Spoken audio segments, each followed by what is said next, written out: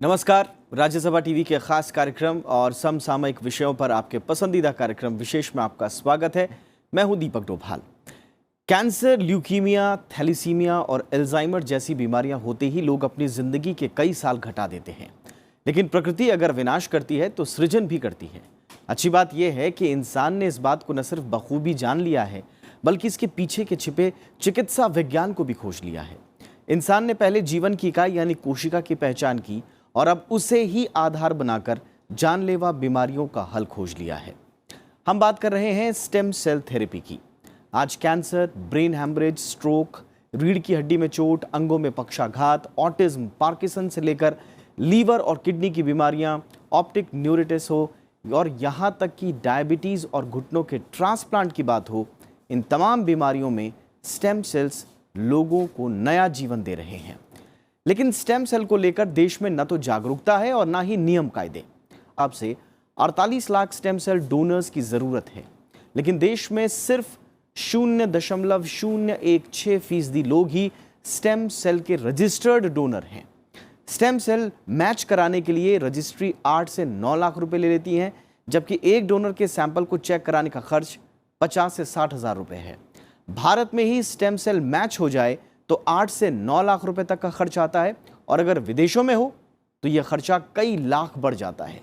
दूसरी तरफ इसका कारोबार है जो दिनों दिन फलता फूलता जा रहा है।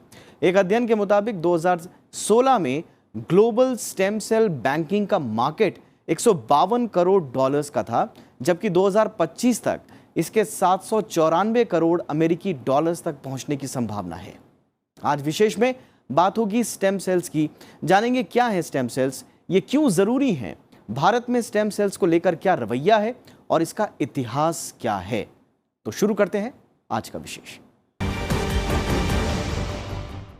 जब हम बीमार होते हैं या हमें चोट लगती है, तब हमारे शरीर के सेल्स खराब हो जाते हैं या मर जाते हैं। लेकिन ऐसे हालात में हमारे शरीर के भीतर मौजूद स्टेम सेल्स जागरूक हो जाते हैं और ये खराब सेल की जगह लेकर उन्हें ठीक करते हैं। आधुनिक चिकित्सा के क्षेत्र में स्टेम सेल्स एक क्रांतिकारी पहल है। लेकिन क्या है स्टेम सेल्स और क्यों है इनकी जरूरत, आइए सबसे पहले ये जानते हैं। मानव शरीर में सैकड़ों तरह के सेल यानी कोशिकाएं होती हैं, जो मनुष्य के स्वास्थ्य के लिए बेहद महत्वपूर्ण होती हैं।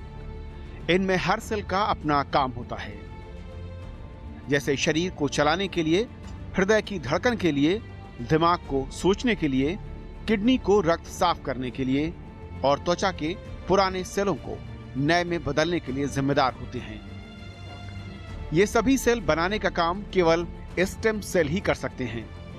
दरअसल स्टेम सेल या स्टेम कोशिका ऐसी सेल्स होती हैं जो विभाजित होने के बाद फिर से पूर्ण रूप धारण करती हैं। स्टेम सेल एक बॉडी की ऐसी सेल्स हैं जिनमें एबिलिटी होती है to grow into any type of cell in the body. जैसे हमारी बॉडी में नर्वस टिश्यू है, दिमाग है, हार्ट है, लंग्स हैं, जो भी बॉडी का हमारा ऑर्गन है, हाथ पैर मसल्स वगैरह, जो भी वॉट एवर इट इज़, ये सब इसी से बना है। स्टेम सेल्स के जरिए अनेक लाइलाज बीमारियों का इलाज मुमकिन है। इनमें कैंसर, डायबिटीज, दिल और धमनी की बीमारियां, खून से संबंधित बीमारियां, मानसिक बीमारियां, कॉर्निया, अल्जाइमर और हड्डी से जुड़ी अनेकों बीमारियां शामिल हैं। स्टेम सेल्स एक ऐसा सेल है जिससे बॉडी के सारे और बाकी सेल्स बनते हैं। कुदरती जब शुरू में बच्चा बन रहा होता है तो स्टेम सेल्स ऐसे सेल्स हैं जिससे बाकी बॉडी पार्ट्स बनते हैं। जो उसका ओरिजिन होता है वो स्टेम सेल से ही होता है। स्टेम सेल थेरेपी की मदद से रीढ़ की हड्डी की चोट, लीवर की बीमारी, किडनी की बीमारी, acute leukaemia, chronic leukaemia, Alzheimer, Parkinson, हृदयघात, diabetes, spinal cord injury, motor neuron बीमारी, ऑटिज्म, एमियोट्रोफिक लेटरल स्क्लेरोसिस और कैंसर जैसी गंभीर बीमारियों का इलाज संभव है। स्टेम सेल थेरेपी की सहायता से कृत्रिम अंगों को पैदा करना संभव है। It is not a magical therapy. अब हम जान रहे हैं कि इनकी जो कार्टिलेज है वो डैमेज हो गई है, तो हमने स्टेम सेल निकाले और वहीं डाल दिए, तो वो बिल्कुल स्टेम सेल की तरह कार्टिलेज सेल की तरह बिहेव करेंगे और कार्टिलेज बन जाएगी। लेकिन स्टेम सेल में कैसे इलाज होता है और इसके पीछे की तकनीक क्या है, ये भी समझ लेते हैं। ये है 18 हफ्ते का भ्रूण, जिसके हाथ पैर, सिर और कान तक बन गए हैं। लेकिन 18 हफ्ते पहले ये कुछ ऐसा था। विश्वास नहीं होता ना कि एक कोशिका यानी सेल से पूरे भ्रूण का निर्माण हो गया।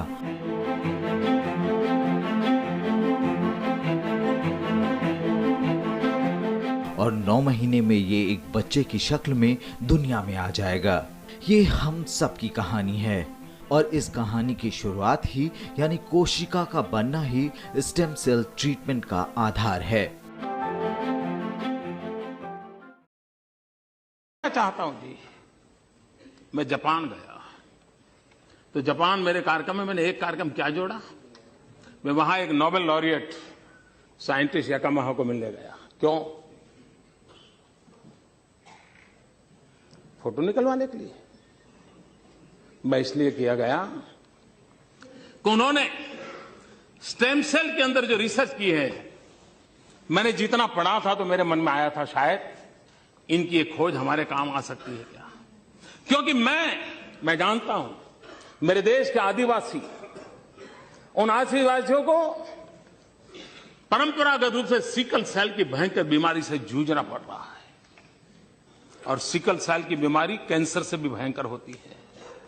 जिन्होंने सिकल सेल की बीमारी वालों के विषय में पूछा है तो पता चलेगा ये कितनी पीड़ादायक होती है और पीढ़ी दर पीढ़ी चलती है। अभी तक उसकी कोई दवाई नहीं मिली है। एक आशा लगी है कि स्टेम सेल के द्वारा सिकल सेल की बीमारी से मुक्ति हो जाए। हम गए तो वहां गए, उनसे चर्चा की और बेंगलोर के हमारे साइंस इंस्टीट्यूट के साथ आज उस दिशा में हमारा काम हो रहा है कि स्टेम सेल्स के द्वारा हमारे युवा साइंटिस्ट कुछ खोज करें। मेरे आदिवासी भाइयों को